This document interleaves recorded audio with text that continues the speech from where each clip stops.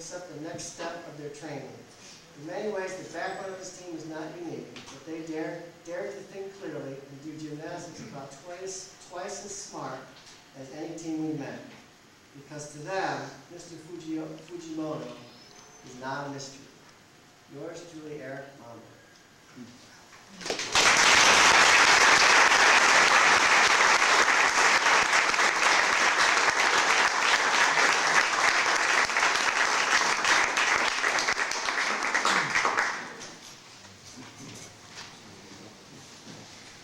Be here. And let me start. My name is Eric. I'm class of 1986, and on behalf of Cortland Gymnastics, again, thank you, Pete Brisno, for keeping our memory alive. Thanks for the work you've done in the past. Thank you.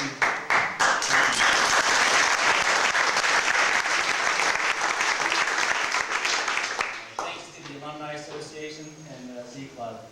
It's really an honor to be here in front of you speaking for my era. And I apologize beforehand if I leave anybody out that I should have included. Back in 1986, I had the thrill of being the captain of Cortland's first ever national championship team. There's so many directions I can take this speech, but let me talk about a defining moment in our history and properly tie it back to Eric. Of course, our reunion, it started already, and it's filled with laughter about questionable behavior and humorous anecdotes, but my time in front of you is too important to waste. So indulge me, and let me tell you about a most noteworthy achievement back in 1984. I believe it was the spark that ignited a string of championship teams to follow. Before I begin, let me praise the gymnasts who preceded us. We always enjoyed your visits and appreciated your wisdom and support along the way. Also, thanks for breaking Eric in as a coach and not scaring him away. Drinks in hand.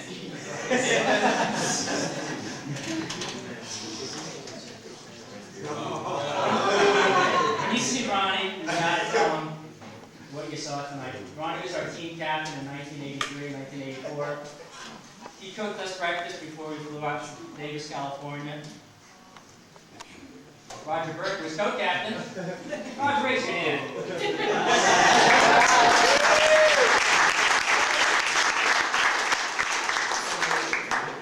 They led our team of gymnastics wannabes. We did not arrive to college like Division I athletes from Penn State or UCLA. Most of us were hacks.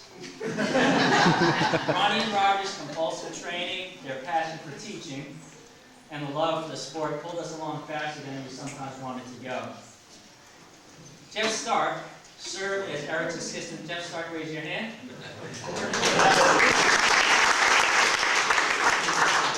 He served as Eric's assistant during the 82-83 season. Although he didn't compete anymore, his All-American form on high bar was truly amazing. He set the figurative bar of excellence so high that it motivated us to learn more. From day one, Eric Malmberg molded us.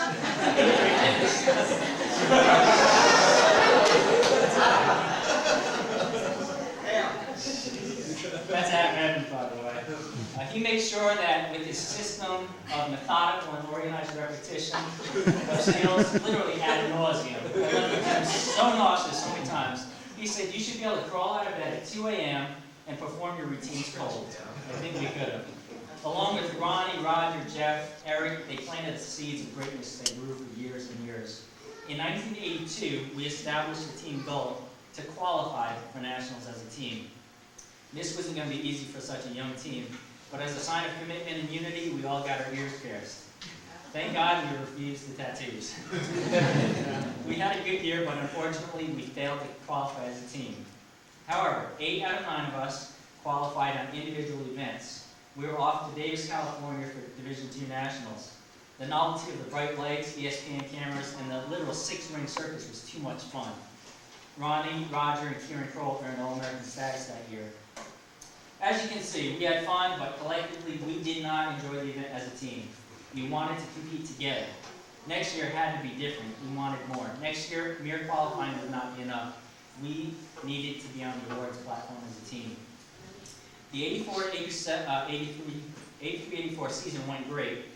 Cortland became known as a team to beat, even by Division I schools. We had good depth on every event except a horse. It was hit or usually miss. Through the year, we set records, we broke records, we beat Division I schools, and when the regular season ended, the team had qualified for nationals.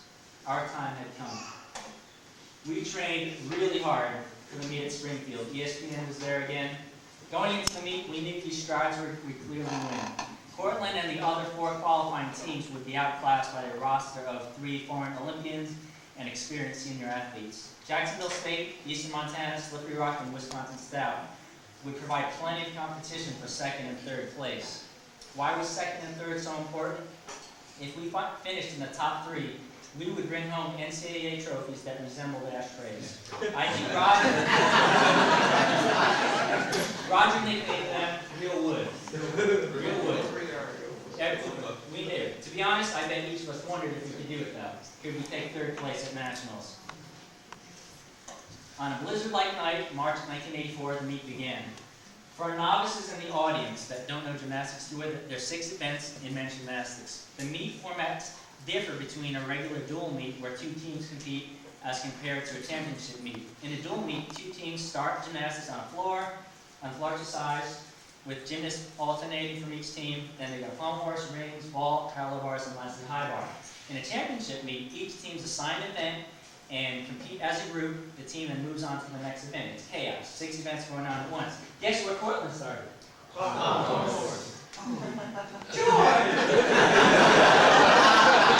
That was me. Was this some sort of cosmic joke? We felt like robots, right? Can't move. You know, we started off badly. We broke form. Every one of us, even Bruce Heffernan. Moving. Right.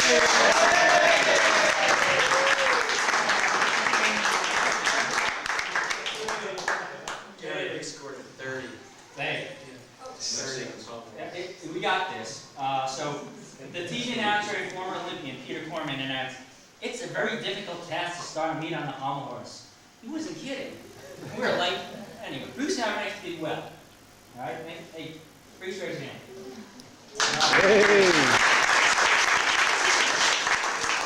As Eric said, we scored an embarrassing 30 points. This equates to an average score of 6.0 for each gymnast out of a perfect 10. You might see 6s in high school, not at national championship. Guess what place we're in? Dead last. All right? We dug ourselves a hole that was big. We were thinking about quitting, but we did. That wasn't going to happen. Perhaps the rough start was the best thing that happened to us. Right? We literally forgot about keeping scores. Forget it. We focused on doing the best routines we could. We went to each event with a vengeance. All right? We were on a mission, and we would not be denied. We went to still rings next. We hit new and difficult ring routines. We tried new stuff, and we all hit it. For dramatic effect, I'll tell you the score as we go along. After 2 events, we were in last place. Ron, did you go? We went to vault, a very strong event for us, and we vaulted as well as any Division I school in the country. After 3 events, we were in last place. We went to parallel bars. Beefy, raise your hand.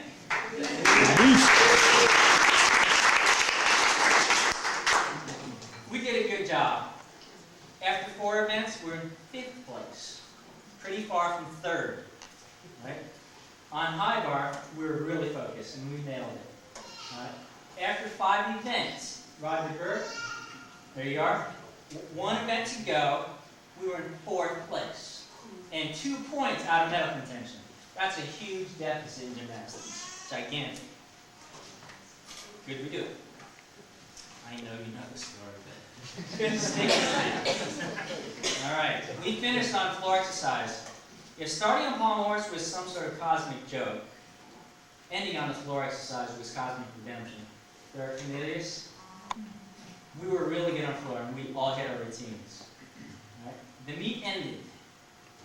Oh shoot, did I go too far? Oh no, that's it. Okay. Alright guys, I'm gonna do this right. 1 chance. Anticipation. We huddled by the bleachers, we didn't know the score. Arms were around each other, surrounded by family, friends, the Cortland lady gymnasts were there. You could hear a pin drop. Remember, 3rd place would fulfill our dreams. The announcer started. In 6th place with 239.8 is Slippery Rock. In 5th place with 239.85 is Wisconsin Stout. Here comes the announcement for 4th. In fourth place, we look like contestants at a beauty pageant. With a score of 253 is Eastern Montana. We erupt. We erupted into screams of joy. We jumped up and down like the crazy people. We had done it. We fought our way back to third place and earned our way. We quieted down enough to savor the sound to hear Cortland's name. And in third place, with 240, is Jacksonville State. Time stopped momentarily. We looked at each other in stunned silence. We did even by Scooby-Doo. I went to running go. Huh? Okay. Before we realized we took second, our celebration nearly brought the house down. We surpassed our expectations. We did it. In our minds, we might as well have won the Olympics. Right? That's how far we came as a team. Ironically, ESPN cameras are focused on us. It was our sheer excitement, our joy. They knew we had accomplished something great. We climbed our way out of the hole, fought our way to second place, and we had done it. We earned our real will.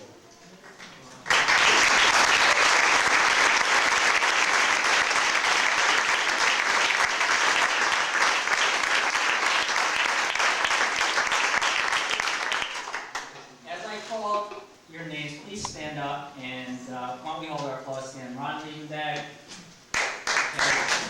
Can't hold it back. Roger Bird. I would stand up. Bruce Habernack. Derek Cornelius.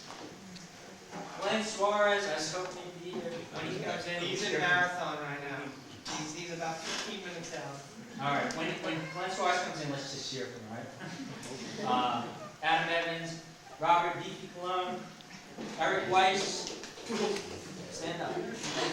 Frank Minnesal.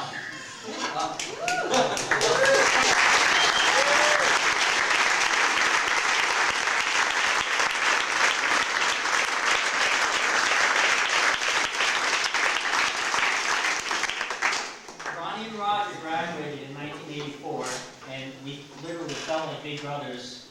Our big brothers had left home and they went to college, and we miss you guys a lot. But we learned from them, and Derek, Glenn, and I assumed leadership roles.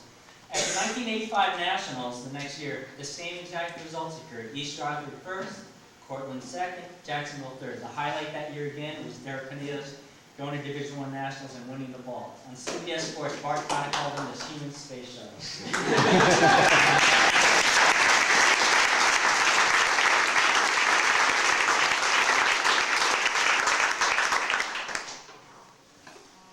By 1986, we had matured and were a very good team. And we were polished, and we showcased our individual talents really well. We continued to set new records, and we created original moves. We were a fun team to watch, and we had a lot of fun in the gym.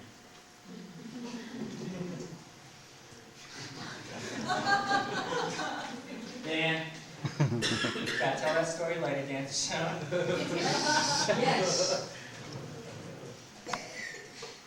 And, like I said, we had fun in the gym. Eric Weiss. You should see the other guy. We dominated, as usual, Nagels. And the only event we didn't win that year was Hyde, I think. But of course, we qualified for Nationals as a team. And during the pre-meet festivities in Oshkosh, the Jacksonville gymnasts taunted us in a friendly manner, saying that it was their year, but we knew better. We knew we would win. It was our destiny. We dominated the meet and fulfilled our dreams of becoming national champions. The celebration that we had didn't compare to the one in Springfield. It was quieter. This time, we knew the scores before they were announced, and we knew from our performances that we were clearly the best team. I will admit, though, as they announced Cortland as national champions, we smiled at each other, we hugged knowing we had to wear the brass ring, and together we climbed to the top of the awards plateau and claimed our gold medals. So I'm going to ask the members of that team to please stand up. Derek Cornelius, Glenn Suarez, Eric Weiss, Robert D.P. Cologne, Frank Minnesal, Pop, we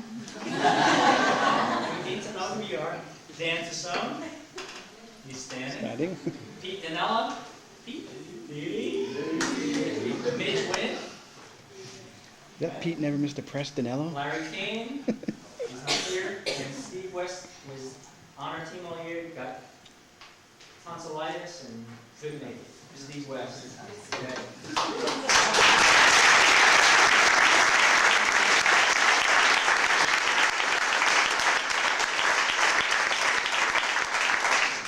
In hindsight, it's clear that each team built on past successes little by little, year by year, becoming the dynasty known as Cortland Gymnastics.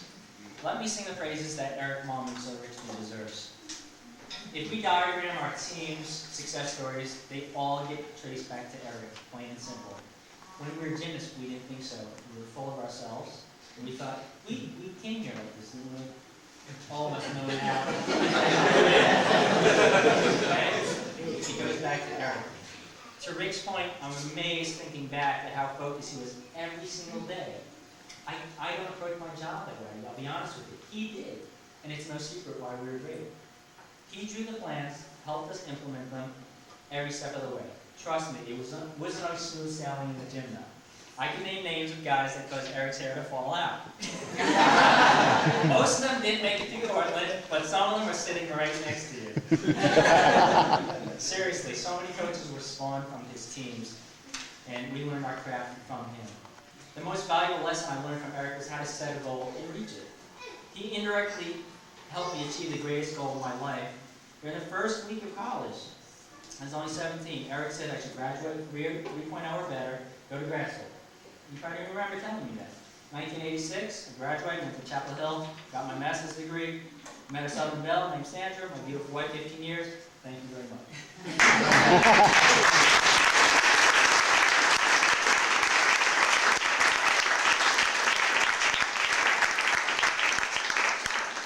We all still dream big, we set lofty goals, and we reach them. In large part due to Eric. I'm going to ask Eric and Sue to please stand up. Okay?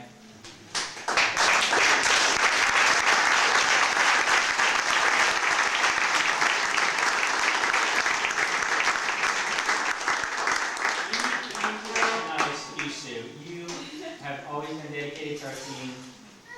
After all, you put up with us as much as Eric did. And you let us have him whenever we needed him, and that was a lot.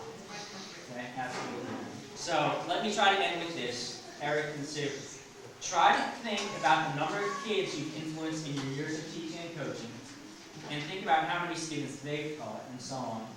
Now look around this room and think about the cumulative effort. If we combine the effort for all of us to get back here, we only begin to understand how much we love and respect you guys. So let's give them the applause.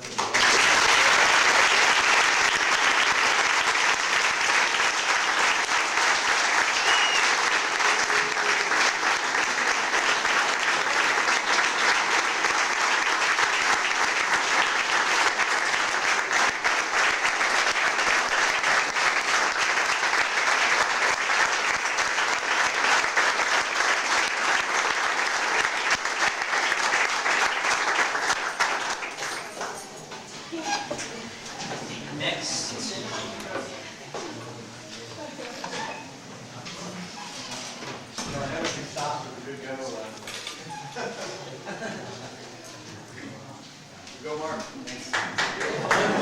Go, Mark. 1, 2, 3. Go, Mark! I don't know who said the hard job's going first. I can tell you we've been through that. Hard job's going last.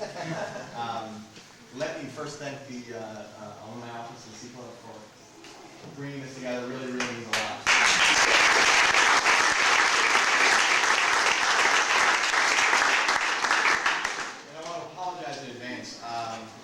I never had any intention of being brief, so. I also want to apologize because I was feeling a little bit philosophical when I wrote this, and in a very un-Malmberg-like approach to this speech, I didn't get enough practice. I find it interesting that we're a nation that loves buildings, and yet far too seldom do we recognize the builder. I'm very interested by that. I think about it a lot when I think about Coach and what he's done here. Think about it for a minute. The United States has more large buildings and structures than any nation in the world, in the history of the world for that matter. And yet, how many of us know who the builders are? Who built the Empire State Building, or the Chrysler Building in New York? Who built the Sears Tower in Chicago, or the U.S. Bank Tower in L.A.? It's ironic. The size and importance of these buildings resonates with us almost instantly. And yet so few people actually give any thought to the great minds that thought them up and made them a reality. It's tragic, really, when you think about it. Years of toil, financial risk, uncertainty, to mold a physical structure out of nothing, to construct something that can withstand the pull of time and gravity. But that's not going to happen here tonight. Tonight, we remember the builders. One builder in particular, Coach. Through his years as coach of the Cortland State men's gymnastics team, Coach built something. He built something important. He built something big, as evidenced by our presence here. You all know and have your own perspectives on this thing that Coach built. But I wanted to offer my perspective as a way of thanking him for the profound impact it has had on me as a person, and to underscore its importance to all of us. I have the good fortune and great privilege to speak on behalf of the gymnasts of my era, the late 80s and early 90s. And I do want to kind of give a special recognition to some of those that couldn't make it here to be with us tonight. Greg Curtis, Larry King, there are others, their names. To help you understand my perspective, how I view this structure that Coach built, I need to use a concept that many of you are familiar with, because you're gymnasts. The concept is awareness. It's something no gymnast can do without. Spatial awareness, the ability to know where your body is in the air and what it looks like, is critical for a gymnast. If you don't have that, you really can't do much. No comment.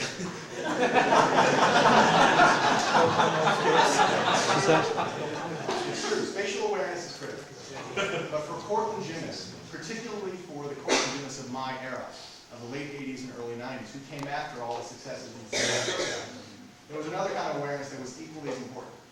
The awareness that we were part of a tradition of excellence. It's something we carried around with us all the time. This tradition, this thing that Coach built, stands out in my mind as the theme of some of the most important memories that I carry with me from my time. There are a lot of things I could talk to you about. Again, I had the privilege of coming after all those great gymnasts and great teams that you just heard about. And we had a lot of successes that we were able to build on top of their efforts. But there's two examples that I want to use to kind of underscore this tradition of excellence and how important it is. The first memory, in order of importance, the first memory that I'd like to share with you is the 1990 National Championships in Colorado at the Air Force Academy. Many of us here remember that meet. I personally recall it as one of the best meets of my life. I made finals on 5 events and I became an All-American at that meet. But that's not why I remember it. I turned 21, my 21st birthday, was the day of event finals. which would suggest that I wouldn't remember it, but I actually got to have my first legal drinks that night with large gentlemen who wore hats and boots and brass buckles. It was a regular part of their wardrobe. But that's not why I remember it either. I remember that meeting because 2 members of that tradition of excellence drove across the country to be there with us. Dan Tassone and Keith Zanella. They came out there. And you have to remember, we were feeling really good going into this meet. People were probably heavily favored. But, you know, anything can happen. You never know what's going to happen in the gymnastics meet. Just as Michigan State. I remember, uncharacteristically, Pete and Dan showed up early. I believe they showed up when warm-ups were beginning. So for us, we were already prepared to do what we had to do. Seeing them and being reminded that we were part of this tradition of excellence, really kind of, that was the end of it. Any chance any other team had that day was gone as soon as we were reminded of that tradition of excellence. There's another memory that I need to share with you that I would be remiss if I didn't talk about, and that was our trip to China in 1988. Unbelievable. I won't do it justice here. I can't do it justice. Nothing highlights, for me, the significance of this tradition of excellence that we had at Cortland, because, number one, if it wasn't for the excellence that you all built before we got here, we wouldn't have any candidates to go on this trip.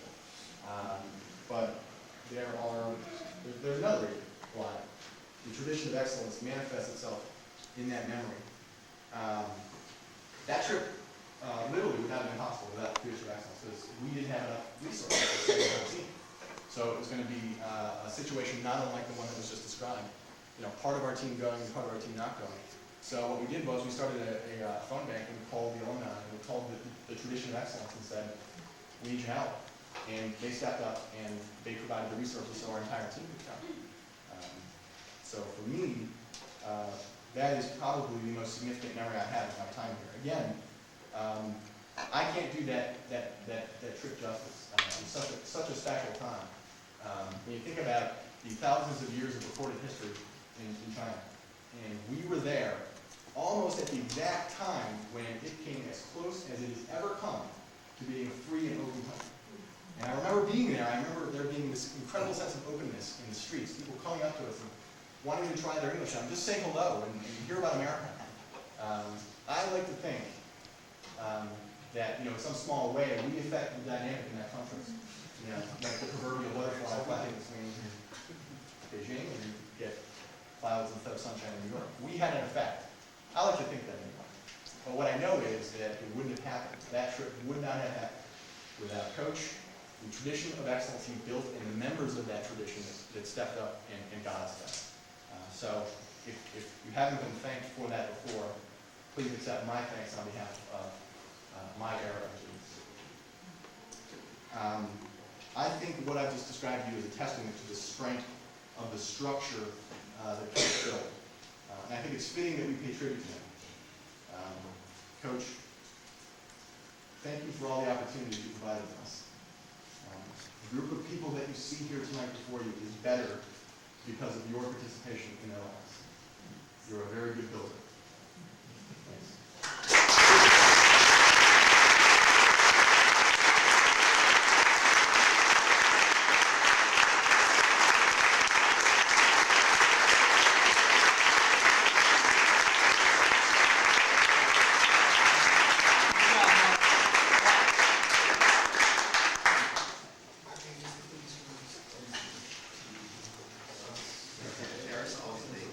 Eric had flight problems out of LaGuardia, and he told me. You just call me up and go,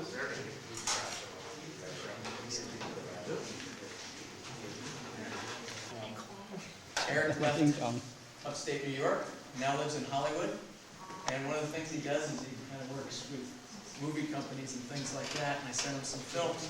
I have no idea what this is about. People that have seen it say it's pretty good.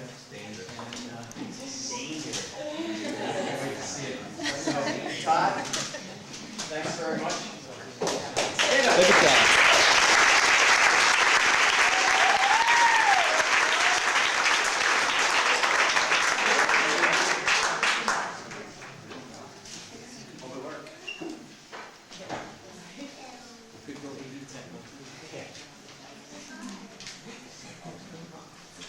There's a dimmer switch on the wall behind you.